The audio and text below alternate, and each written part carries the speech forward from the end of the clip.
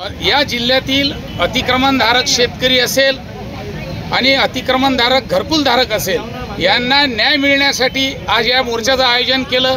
सरकारचे जे धोरणं या अतिक्रमणधारकांच्या बाबतीत आलेले आहेत, मग सौर ऊर्जा प्लांट असेल किंवा आदिवासींसाठी जमीन एमसँडसाठी वापरण्याची जी ही तरतूद केली आहे, या विरोधात या ठिकाणी तसंच अतिक्रमणधारकांचे घरकुल ज्यांच्या अतिक्रमणात आहेत त्यांची सुद्धा जागा नियमाकुल करण्यासाठी आज या मोर्चाचं आयोजन करण्यात आलेलं आहे।